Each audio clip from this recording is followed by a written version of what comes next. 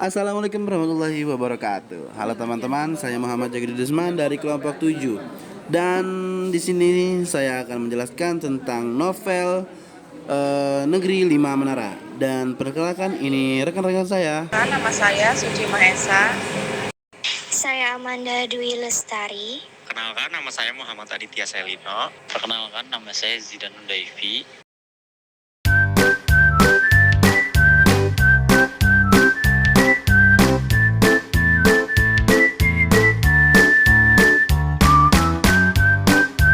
Perkenalkan, nama saya Muhammad Aditya Selino.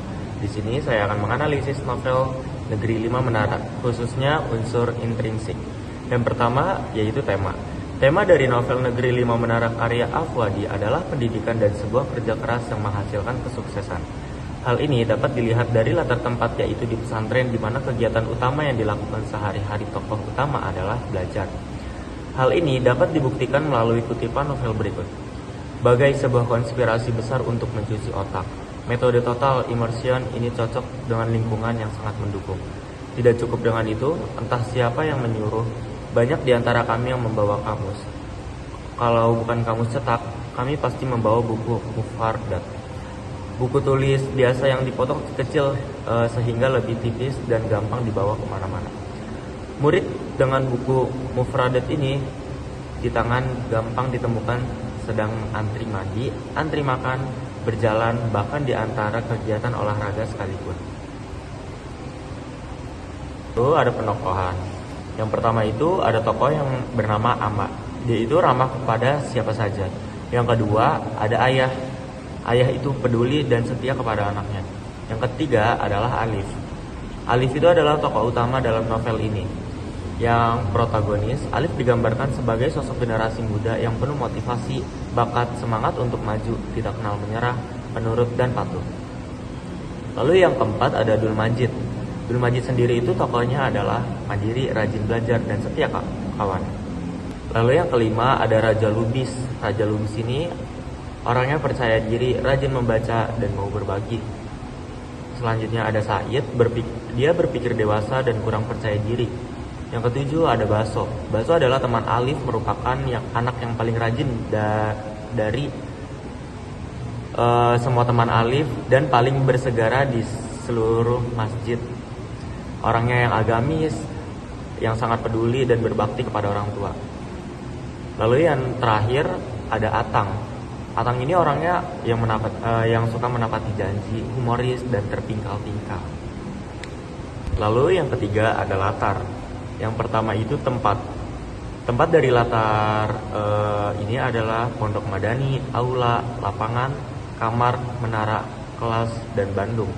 Yang kedua ada waktu. Latar waktu adalah kapan terjadinya sebuah peristiwa dalam cerita. Latar waktu juga bisa berupa detik, menit, jam, jari, minggu, bulan, tahun, dan seterusnya. Tetapi juga sangat mungkin pengarang tidak menentukan secara persis tahun, tanggal, atau hari terjadinya peristiwa, namun hanya menyebutkan saat hari raya, tahun baru, dan sebagainya, yang pada akhirnya juga akan mengacu kepada waktu seperti tanggal dan bulan tergantung latar tempat dalam ceritanya. Misalnya tahun baru Indonesia identik dengan 1 Januari, namun di Arab tahun baru lebih identik pada 1 Muharram. Di dalam novel Negeri Lima Menara ini, latar yang menunjukkan waktu cukup mendominasi. Contoh dalam bab 1 Desember 2003 jam 4 sore halaman 1, dan bab 15 bagi kami kemudian hari Jumat ialah hari favorit Nabi Muhammad. Lalu ada lain waktu lagi seperti sore hari, pagi hari, malam hari, dan dini hari. Yang ketiga itu ada suasana. Nah, suasana dari novel tersebut adalah yaitu menegangkan, bahagia, dan gelisah. Baik, saya Suci Mahesa. Saya akan melanjutkan materi unsur ekstrinsik. Yang pertama ada alur atau plot. Alur yang digunakan adalah alur campuran. Yang pertama, eksposisi. Kisah berawal dari seorang wartawan VOA yang sedang berada di Washington, DC. Wartawan ini bernama Alif Fikri. Tanpa disengaja, ia mengorek laptopnya dan tiba-tiba ada pesan menarik dari seorang yang bernama Batuta. Setelah berbalas-balas pesan, ternyata dia adalah teman Alif dari sekolah lamanya yaitu Pondok Madat. Yang kedua ada instrik. Alif tidak ingin bersekolah di sekolah madrasah ataupun pesantren, sedangkan anaknya tidak rela jika Alif masuk sekolah SMA umum karena amaknya ingin anak laki-lakinya bersekolah agama dan menjadikan anaknya menjadi pemimpin agama di masa depan seperti Buya Hamka. Yang ketiga ada komplikasi. Baso bercerita kepada teman-teman Sohibul Menara bahwa sepertinya ia harus meninggalkan PM duluan dibandingkan dengan teman-teman yang lain karena ia harus merawat neneknya yang sedang sakit parah. Akhirnya Paman Latimbang menjemput Baso yang berada di PM.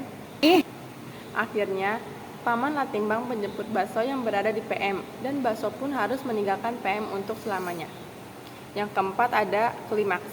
Ustadz Thorik begitu marah ketika mendengar bahwa ada siswa yang pergi dari PM tanpa izin terlebih dahulu.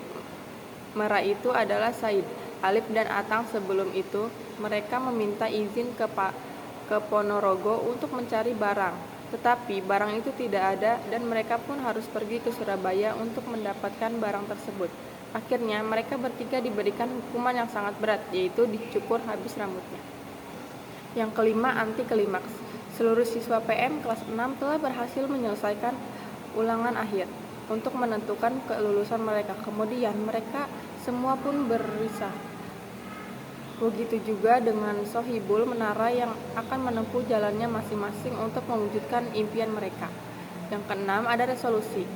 Sohibul Menara telah mencapai impiannya masing-masing dan berencana akan melakukan reunian setelah tidak bertemu selama bertahun-tahun. Yang ada gaya bahasa. Yang pertama hiperbola.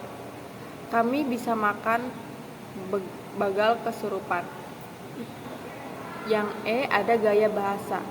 Yang pertama ada gaya bahasa hiperbola, ada gaya bahasa personifikasi, dan terakhir ada gaya bahasa asosiasi. Yang F ada sudut pandang. Dalam novel ini, penulis menggunakan sudut pandang orang pertama. Hal ini dikarenakan tokoh utama selalu menyebut dirinya dengan kata aku. Kutipan novel. Aku baca suratnya sekali lagi, senang membaca surat dari kawan lama. Kenapa? Yang terakhir ada amanat. Cerita Negeri Lima Menara memberikan pesan moral pendidikan yang sangat dalam. Kita harus bersungguh-sungguh dan bekerja keras untuk meraih impian kita dan mencapai kesuksesan kita. Tapi di balik kesuksesan tersebut ada doa dari kedua orang tua kita. Jadi kita juga harus serta-merta menghormati dan berbakti kepada orang tua. Penulis memberikan perenungan bagi pembaca untuk tidak putus asa dalam hidup dan bermanfaat bagi diri, keluarga, masyarakat, bangsa, dan agama. Sekian. Baik, akan saya lanjutkan. Saya Muhammad Jagidul Usman. Di sini saya akan menjelaskan unsur ekstrinsik. Yang pertama adalah latar belakang pengarang. Ahmad Fuadi lahir di Maninjau, Sumatera Barat pada 30 Desember 1972. Beliau adalah seorang novelis, pekerja sosial, dan mantan wartawan dari Indonesia. Novel pertamanya adalah Negeri Lima Menara yang merupakan buku pertama dari trilogi novelnya. Karya fiksinya dinilai dapat menumbuhkan semangat untuk berprestasi, walaupun tergolong masih baru terbit.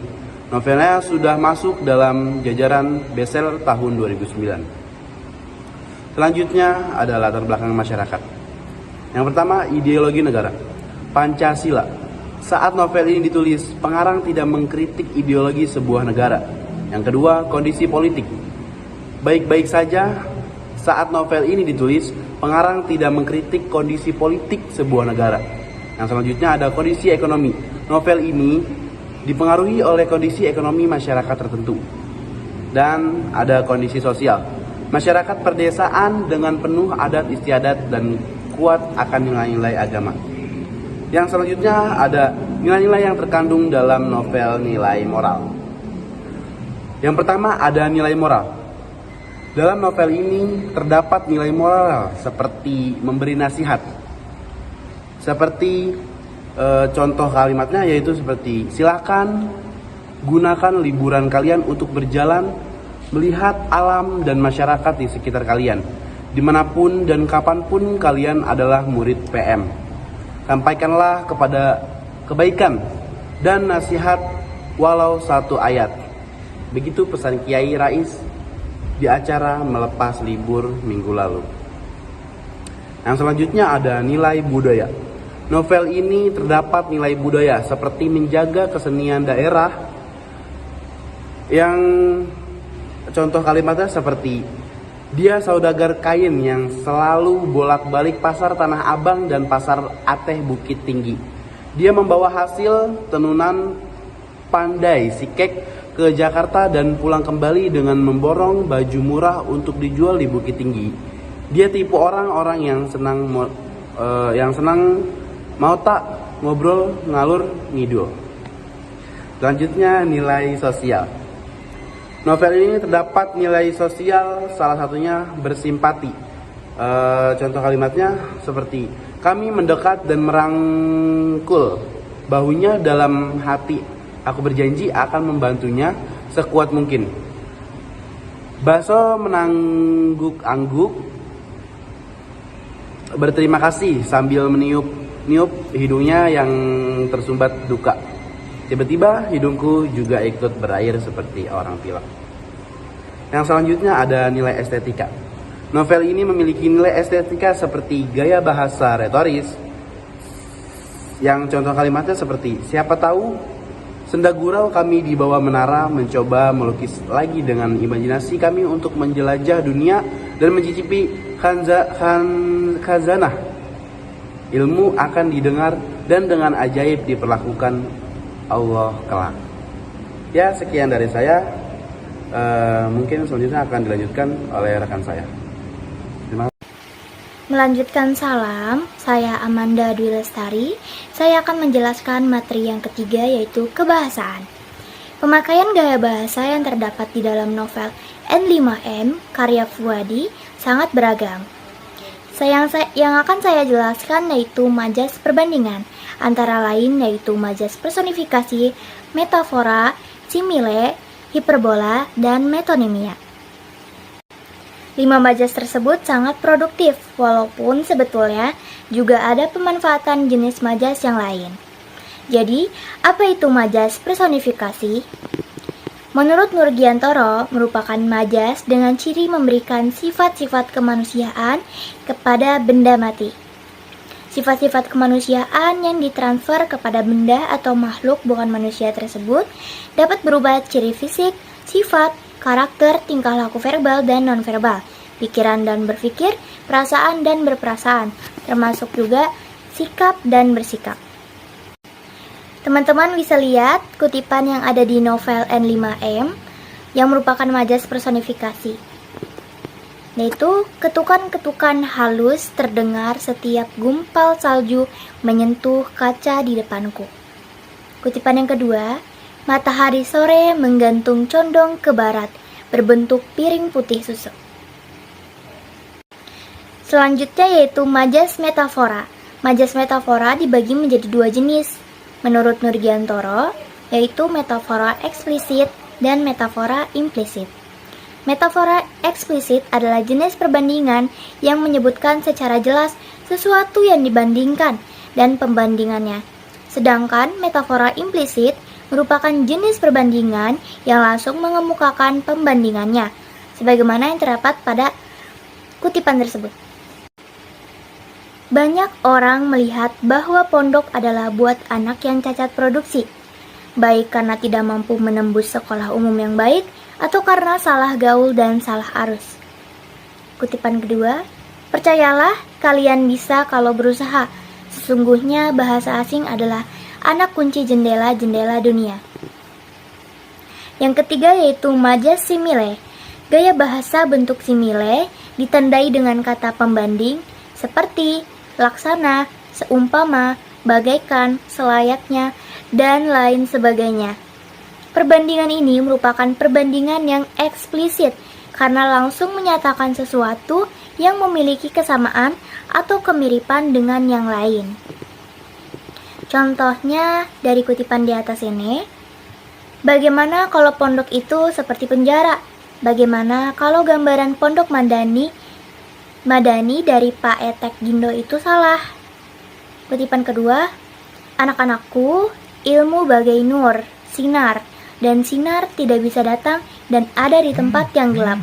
Karena itu, bersihkan hati dan kepalamu, supaya sinar itu bisa datang, menyentuh dan menerangi kalbu kalian semua. Yang keempat yaitu majas hiperbola, merupakan gaya bahasa yang mengandung pernyataan berlebih-lebihan. Dengan membesar-besarkan suatu hal, Kraft mengungkapkan bahwa hiperbola merupakan gaya bahasa yang terkesan membesar-besarkan suatu hal yang diungkapkan secara berlebihan. Sebagaimana yang terdapat pada kutipan tersebut. Walau dingin mencucuk tulang, hari ini aku lebih bersemangat dari biasa. Telunjuknya lurus teracung tinggi ke udara. Suaranya menggelegar, sorot matanya berkilat-kilat, menikam kami satu persatu. Yang terakhir yaitu majas metonimia, adalah gaya bahasa yang menggunakan kata tertentu sebagai pengganti kata sebenarnya, karena dekatnya pertalian. Sebagaimana kutipan di atas, kata mutiara sederhana tapi kuat, yang menjadi kompas kehidupan kami kelak. Saking seringnya kami berkumpul di kaki menara, kawan-kawan lain menggelari kami dengan sahibul menara, orang yang punya menara. Demikian pembahasan yang dapat saya jelaskan. Selanjutnya akan dilanjutkan oleh rekan saya. Saya Zidan Devi ingin melanjutkan pembahasan. Yang pertama adalah citraan. Citraan itu ada bermacam-macam yang dihasilkan oleh indera penglihatan, pendengaran, gerak, perabaan, dan penciuman. Bahkan juga diciptakan oleh pemikiran dan gerakan. Adapun fungsi citraan untuk memberikan gambaran yang jelas, menimbulkan suasana yang khusus, membuat hidup gambaran dalam pikiran dan penginderaan, dan juga untuk menarik perhatian pembaca. Pencitraan yang pertama yaitu penglihatan. Kutipan yang dari penglihatan yaitu, dari balik kerai tipis di lantai 4 ini, salju tampak turun menggumpal-gumpal seperti kapas yang dituang dari langit. Kutipan yang kedua, tapi aku selalu terpesona melihat bangunan, pohon, taman, dan kota diselimuti salju putih berkilat-kilat. Kutipan yang ketiga, ujung pesan pendek muncul berkedip-kedip di ujung kanan monitor. Pencitraan yang kedua yaitu pendengaran. Kutipannya, ketukan-ketukan halus terdengar setiap gumpal salju menyentuh kaca di depanku. Kutipan yang kedua, ping, bunyi halus di messenger menghentikan tanganku. Kutipan yang ketiga, yang keluar dari kerongkonganku cuma bisikan lirih yang bergetar karena gugup. Terima kasih banyak Pak, itu saja suaraku layu tercekat. Pencitraan yang ketiga yaitu adalah gerak. Kutipannya, dia melepaskan kacamata dan menyeka lensa double fokus dengan ujung lengan baju. Kutipan yang kedua, sebelum mereka menyahut, aku telah membanting pintu dan menguncinya. Badanku lempar telentang di atas kasur tipis.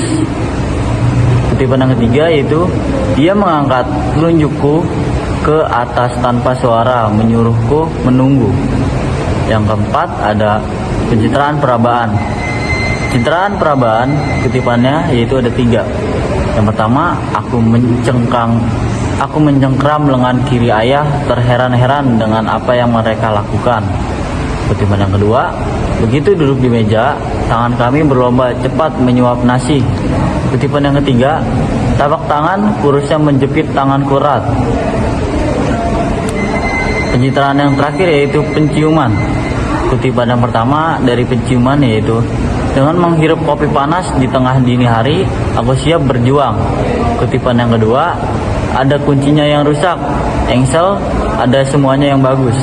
Tapi baunya minta ampun, ada yang sempurna, tapi kakinya patah. Kutipan yang ketiga, tapi begitu disendokkan bok dapur ke piring kami, wangi cabai yang meruap-ruap langsung menawar saraf lidah. Akan dilanjutkan oleh rekan saya. Sekian dari kelompok kami. Wassalamualaikum warahmatullahi wabarakatuh.